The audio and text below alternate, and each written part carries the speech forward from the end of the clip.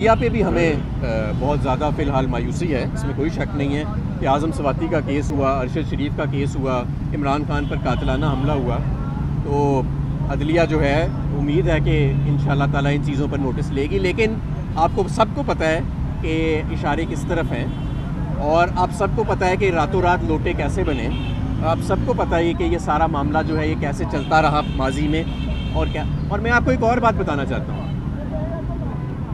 एक वक्त होता था आज से 50 साल पहले, 60-70 साल पहले दुनिया में सोवियत यूनियन के कुछ ममालिक होते थे, दूसरे ममालिक होते थे, जहाँ पे जगह जगह छोटी छोटी डिक्टेटरशिप्स बनी होती थी, जहाँ पे सिपा सलार जो हैं वो फ़ौज में मुदाखलत करते थे। आज 2022 में सवाए चंद बनाना रिपब्लिक्स के और सवाए चंद टिन पॉट डिक्टेटरशिप्स के ये तसव्वुर कहीं पे नहीं है, ये तसव्वुर ख़त्म हो चुका है। और हम अभी भी इस बुनियादी बहस के अंदर उलझे हुए हैं कि रोल होना चाहिए, नहीं होना चाहिए, अच्छी चीज़ है कि नहीं अच्छी चीज़ है।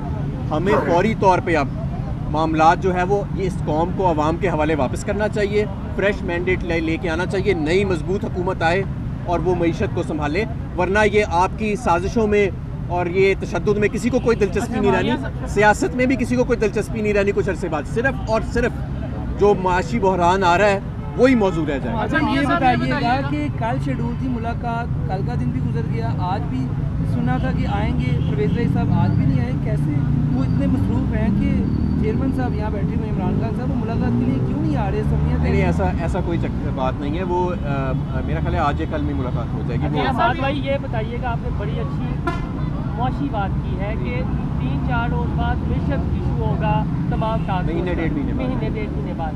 DGISI की प्रेस कॉन्फ्रेंस आपको याद हो, उन्होंने एक जुमला बोला था, जब मैं तैनात हुआ, मेरा नोटिफिकेशन हुआ, मुझसे पूछा गया पाकिस्तान का सबसे बड़ा मसला क्या है? ISI, DGISI।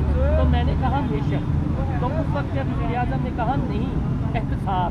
अब आप बात करें मिशन, अब DGISI ठीक निकले हैं या वो उन्होंने ये चीज़ें एक दूसरे से मुख्तलिफ नहीं है। देखें, हमारी मईशत बिल्कुल ठीक जा रही थी, बल्कि हमारी मईशत की तारीफ़ें दुनिया के जरीदे कर रहे थे, ठीक है। कोविड के दौरान फैसला हुआ या पता नहीं क्यों साजिश की गई कि इस के चोरों को लाके मुसल्लत कर दिया जाएगा। और चोरों ने क्या किया? उन्होंने मईशत नहीं चलाई, उन्होंने अपने केस ख़त्म किए। केस ख़त्म किए, मईशत भी तबाह होगी, क्योंकि मईशत की तरफ तो नज़र ही किसी की नहीं है। मुझे बताएं पिछले 7 महीने में कोई मंसूबा, कोई रिकवरी, कोई रिफॉर्म मेजर हमारे सामने आया हो? वो जो उठ के तकरीरें करते थे कि मुझे पर्ची दे दो जी, मैं बताता हूँ गैस कैसे सस्ती करनी है, मैं बताता हूँ LNG कैसे ख़रीदना है, वो किधर गए हैं वो सारे लोग? उसमें तो बड़े सहाफ़ी भी थे, किधर गए हैं आज? वो नज़र नहीं आते। तो मैं आपको ये बता रहा हूँ कि ये जो मईशत की तबाही हुई है, इसमें बहुत बड़ा किरदार जो NRO 2 दिया गया है पिछले 7 माह में। पिछले 7 माह में इस मुल्क में किसी को शक नहीं होना चाहिए, NRO 2 दिया गया है। और आवाज़ों को बंद रखने के लिए बदतरीन तशद्दुद, बदतरीन ब्लैकमेल। और अभी भी आज़म स्वाति को आप देखें ना, उस बेचारे का क्या कसूर है? इस वक्त तो पूरी कौम को आज़म स्वाति के साथ खड़ा होना चाहिए, सब इदारों को आज़म स्वाति के साथ खड़ा होना चाहिए। आज़म स्वाति आज सलाखों के पीछे है। अच्छा ये बताइएगा, शहबाज शरीफ साहब आपको पहले भी मिसाक़े मईशत की दावत दे चुके हैं, जिस तरह हम बता रहे हैं कि माशी हालत जो है वो बहुत बुरी है, अगर वो आपको फिर दावत देते हैं कि आएँ बैठें पार्लियामेंट में बैठ के मईशत के हवाले से चीज़ें बेहतर करें, तो क्या आप पार्लियामेंट में बिल्कुल, जब इलेक्शन हो जाएंगे पाकिस्तान तहरीक इंसाफ की या जिसकी भी हुकूमत आ जाएगी, और अगर शहबाज शरीफ साहब इलेक्ट हो गए उस पार्लियामेंट में, जिसके चांसेस काफ़ी कम लग रहे हैं, तो इनको साथ बिठा लेंगे हम कि भाई आप ही बता दें कैसे मईशत का बेड़ा गर्क किया था, ताकि हम वो चीज़ें रिवर्स। अच्छा हमारे भाई ये बताएं, 3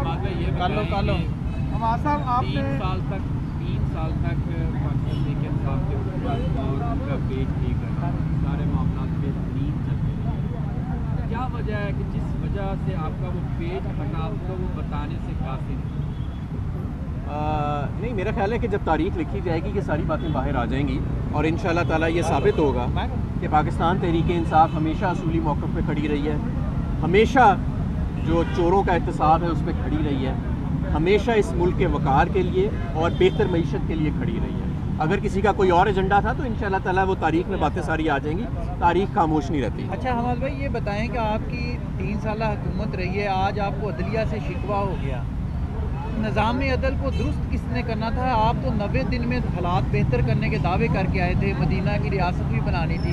तो आम आदमी को अगर इंसाफ नहीं मिला तो 3 साल में तो तहरीक इंसाफ क्या गिरेबान नहीं, इसमें कोई शक नहीं। मैं समझता हूँ कि हमें अदालती निज़ाम के रिफॉर्म्स के लिए, जुडिशल रिफॉर्म्स, लीगल रिफॉर्म्स के लिए हमें ज़्यादा मेहनत करनी चाहिए थी। इसमें कोई शक नहीं। मैं समझता हूँ हमें FBR के सिस्टम को ओवरऑल करने के लिए ज़्यादा मेहनत करनी चाहिए थी, ज़्यादा बोल्ड मेजर्स लेने चाहिए थे। लेकिन बहुत सारा कुछ हमने किया भी।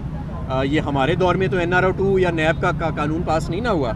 हमारे दौर में ही FATF के सारे कवानीन पास हुए। हमारे दौर के अंदर ही एक्सपोर्ट्स जो हैं वो रिकॉर्ड सतह पे चली गई। हमारे दौर में ही सनत बिला वजह ही इतनी तरक्की नहीं कर गई। हमारे दौर में ही मईशत कोविड के दौरान भी और उसके अगले साल भी 6% पे ग्रो कर गई। तो बिला वजह नहीं, बहुत सारा काम हुआ भी और बहुत सारा रहने वाला अभी होने वाला रहता है। लेकिन बात यह है, देखें, जब आप एक इतनी बड़ी साजिश के ज़रिए पूरा निज़ाम उल्टा देंगे NRO2 देने के लिए चंद लोगों को, और वो लोग NRO2 तो ले लेंगे लेकिन मुल्क की मईशत का पट्टा बैठा देंगे, तो फिर हालात तो यही होंगे। अब भी वक्त है, मैं ये समझता हूँ, एक वक्त आता है माशी मैदान में जब आपके पॉलिसी टूल्स इनफेक्टिव हो जाते हैं। अभी वो टाइम नहीं आया, वो टाइम लेकिन आ जाएगा, क्योंकि दिन ब दिन लोगों को नज़र आता जा रहा है कि इस मईशत के कोई पैर नहीं हैं। और अगर अच्छा मुझे ये बता देना, चलें जी इन्हीं लोगों को रखना है, इन्हीं चोरों को मुसल्लत रखना है, उसके लिए पॉलिटिकल इंजीनियरिंग भी करनी है, उसके लिए हर चीज़ करनी है, PTI को लोगों पर तशद्दुद भी करना है, सहाफ़ियों को सब कुछ करना है, तो मुझे बता दें कि इनका प्लान क्या है। खुदारा इस अवाम को, इस वोटर को इतनी तो तसल्ली दे दें कि जनाब वज़ीर ख़जाना साहब, वज़ीर तवानाई साहब, वो बता दें क्या हमारा प्लान क्या है। और वज़ीर तजारत और वज़ीर कॉमर्स से सिर्फ इतनी गुजारिश है कि अपना नाम ही बता दें आके TV के ऊपर कि आप लोग हैं कौन, सारा दिन करते क्या हैं, आपकी मसरूफियत क्या रहती है। तजारत और इंडस्ट्री तबाह हो गई, आप दोनों हजरात जो हैं वो हैं कौन, अपनी शक्ल ही दिखा दें। अच्छा मां साहब ये बताएं कि जो परवेज़ भाई साहब से जो मुलाकात नहीं हो पा रही इमरान खान साहब की, उसकी वजह मोनोसलाई तो नहीं है कि मोनोसलाई का इंतजार कर रहे हैं कि मोनोसलाई के बगैर इमरान खान साहब परवेज़ भाई से नहीं मिलना चाह रहे, और सुना है कि वो उन्हीं से बात करना चाह रहे मोनोसलाई से। नहीं, ऐसी बात नहीं है। मोनसलाई साहब बहरहाल हमारे लिए बड़े काबिल एहतराम हैं और पाकिस्तान मुस्लिम लीग काफ का वो एक बड़े अहम रुकन है। अगर वो भी परवेज़ लाई साहब के साथ आएँ तो ज़ाहिर है बेहतर होगा। लेकिन परवेज़ लाई साहब एक वज़ादार आदमी है, मेरा नहीं ख्याल कि वो अपना बयान दे के ऐसे पीछे हटने वाले हैं। आज भी उनका जो पैगाम आया है वो अपने बयान पे कायम है और इमरान खान साहब के हमाद साथ भाई खड़े हैं। ये बताइएगा, आपने कहा कि तारीख जो लिखेगी उसको सारी दुनिया याद रखेगी। अगर तारीखदान ये लिख दे कि रजीम चेंज से पहले जनरल बाजवा बड़े मुहिब वतन थे, वो बहुत बहादुर थे, सिपा सलार थे, और अगर तारीखदान ये भी लिख दे कि इमरान खान ने उनको ताहयात एक्सटेंशन की ऑफ़र की थी, तो वो तारीख आप मान लेंगे? देखें, तारीख लिखे लेकिन बहुत सारी चीज़ें उसमें लिखी जाएंगी। ज़ाहिर है हमारा मौक़िफ़ भी उसके सामने आएगा।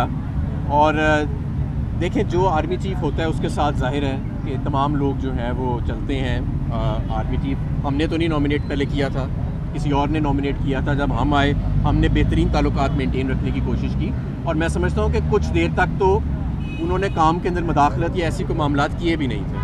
बाद में जाके मुझे नहीं पता क्या हुआ। सर दोबारा हुकूमत मिली तो NRO2 जो देने वालों को आप सजा या कटहरे में लाएंगे या इस NRO2 के फीते फीते कर देंगे हम। बहुत अच्छा शुक्रिया। हमाद साहब ये बताइएगा जाते जाते, ये जो एक्सटेंशन वाला कानून बनाया गया था, आप क्या समझते हैं? मेरा ख्याल है इस एक्सटेंशन वाले कानून को ख़त्म कर देता हूँ। ये सवाल मोड़ NRO देने वालों को और सुने परवेज़ साहब